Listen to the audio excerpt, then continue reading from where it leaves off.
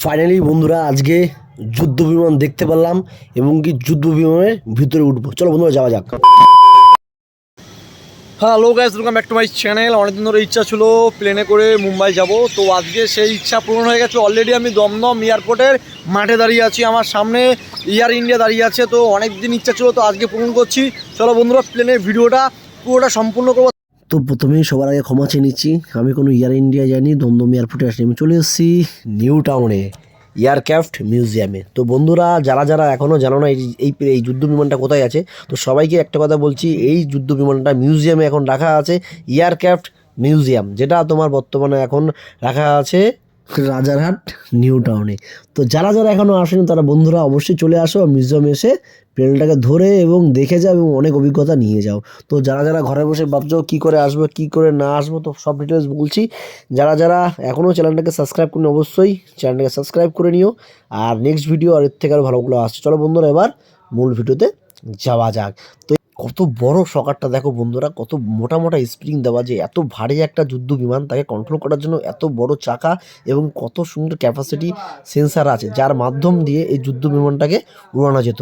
যুদ্ধ বিমানটা তোমরা দেখছো, তো এইখানটা হচ্ছে মিসাইল ছিল, এইখান থেকে সাবমেরিন দিয়ে খুঁজে খুঁজে কোথায় কোথায় জলের তলায় সাবমেরিন আছে সেটা তো আর কেউ বুঝতে পারবে না। তো এই হচ্ছে বিমানটা দিয়ে সাবমেরিন খুঁজতো স্যাটেলাইটের মাধ্যমে। তো সেখান থেকে এখান থেকে মিসাইল ছাড়তো। আর এখান থেকে নো ইন্ডিয়া আছে, আমি ঢুকে গেছি, আমাকে বলছে না ক্যামেরার ভিতরে তো অ্যালাউ নেই বাবু, ক্যামেরা নিয়ে যাওয়া যাবে না। তো বললাম কাকে একটু সাইড দিন, বলছে না না না ভিডিও আগে এখান থেকে ঢোকো, ভিডিও অফ করো। তো আমি এদের টিকিট দিলাম, টিকিট দিয়ে আমি ভিতরে চলে যাচ্ছি। তো ভিতর থেকে বেরিয়ে কিছু অভিজ্ঞতা আমার হলো। সবার আগেই বলি, এই যে বিমানটা তোমরা দেখতে পাচ্ছ, এই বিমানটা সত্যি দুটো যুদ্ধ করেছে। আমরা ইন্টারেস্টিং ব্যাপার কেউ জানি না, অনেকে জানে যারা 1900 যত সালে যখন যুদ্ধটা হয়েছিল তখনকার সময় লোক জানে, কিন্তু এটা অনেকে জানি না। সব থেকে ইন্টারেস্টিং ব্যাপার হচ্ছে সাবমেরিনগুলো যখন জলে থেকে যেত, ঠিক আছে, তো এরা হচ্ছে স্যাটেলাইট মাধ্যমে এখান থেকে তোমার হচ্ছে মিসাইল ছাড়তো। আর এই যে খাপটা তোমরা দেখতে পাচ্ছ, এখান থেকে সব মিসাইল ডাইরেক্ট ওই সাবমেরিনের মধ্যে চলে যেত। এরকমই সিস্টেম করা ছিল। দেখো সব এখানে গোলা বারুদ আছে, এখানে সব গুলি থেকে শুরু করে সব মিসাইল পিসাইল সব এখানেই রাখা ছিল।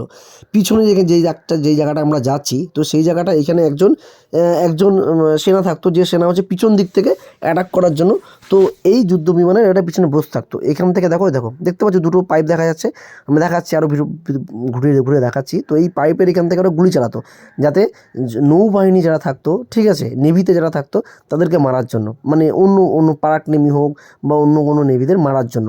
তো আনন্দের বিষয় হচ্ছে এইটাই, যে এই একটাই যুদ্ধ বিমান যেখানে পিছন দিক থেকেও মারা যায়, ঠিক আছে। আর এটা ইন্ডিয়ান নেভিতে কাজে লাগানো হতো, এটা এয়ারফোর্সে ছিল কিন্তু না, কাজে লাগানো হতো ইন্ডিয়ান নেভিতে। কারণ বারবার একটা কথা বলছি, সাবমেরিনদের ধরার জন্য এটাকে কাজে লাগানো হতো। দেখো পিছনটা কাজটা দেখতে পাচ্ছ, এখানে ফোর্স থাকতো, ঠিক আছে। আর এইখান থেকে হচ্ছে গুলি মারতো।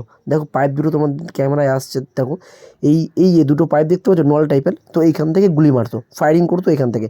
আর তার থেকে বড় কথা হচ্ছে, আমি নিজে দেখে অবাক, দেখো এইটার হচ্ছে মডেল নাম্বার, ঠিক আছে, নেভি। এটা সবাই ভেবেছিল এয়ারফোর্স, কিন্তু এয়ারফোর্স না, এটা হচ্ছে নেভি। দেখো লেখাই আছে নেভি ইন 317, এটা হচ্ছে মডেল নাম্বার, ঠিক আছে। এই যুদ্ধ বিমানটা দুটো যুদ্ধ লড়েছে, তারপরে তাকে রিটায়ার করা নিয়ে চলে এসছে আমাদের এখানে নিউ টাউনে। তো এইখানে যারা যারা আসুনি তাদেরকে একটা কথাই বলবো, বিশ্ব বাংলা গেটে যখন তোমরা ভিডিও করতে আসো, তো এখান থেকে জিজ্ঞাসা করে দেখবে কোথায় আছে মিউজিয়ামটা, সবাই বলে দেবে। টায়ারগুলোকে দেখে মনে হচ্ছে নতুন লাগানো হচ্ছে, কিন্তু না, এগুলো সব ইউজ করা হয়ে গেছে অলরেডি, এখানে কোনো চেঞ্জ করা হয়নি। যেই অবস্থা থেকে রিটায়ার করা হয়েছিল ঠিক তাকে সেই অবস্থায় নিয়ে আসা হয়েছে এখানে। এত বড় যুদ্ধ বিমানটা আমি কোনোদিনও আগে দেখিনি, এই ফার্স্ট টাইম দেখে মনে হচ্ছে যে সত্যি ভাই মন সার্থক, যে যুদ্ধ লড়েছে যে বিমানটা, আজকে সে রিটায়ার, সে আমাদের সামনে অন্তত মিউজিয়ামে আমরা সবাই দেখতে পাচ্ছি, আগামীকালও দেখতে পারবো। যারা যারা ভাবছো যে কোথায় আসতে হবে কীভাবে আসতে হবে, তোমরা বিশ্ব বাংলা গেটে আসবে, এয়ারক্রাফট মিউজিয়াম কোথায় আছে বলতে পারবে, ওরাই সব দেখিয়ে দেবে। তো এই সামনে যে নল টাইপের বড় দেখতো, এটা হচ্ছে এখান থেকে হচ্ছে ফুল, মানে হোয়াইট কেরোসিন ভরা হতো, এখান থেকে ফুল ভরা হতো, ঠিক আছে, তেল।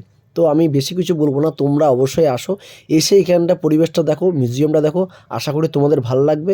আর বারবার বলছি বিশ্ব বাংলা গেটে আসে, এয়ারক্রাফট মিউজিয়াম কোথায় আছে তোমরা এসে একবার এখানে দেখে যাও, আশা করি সবার ভালো লাগবে। যদি ভিডিওটা ভালো লাগে অবশ্যই লাইক কমেন্ট শেয়ার করতে ভুলবে না। চলো টাটা, নেক্সট ভিডিও আবার দেখা হচ্ছে।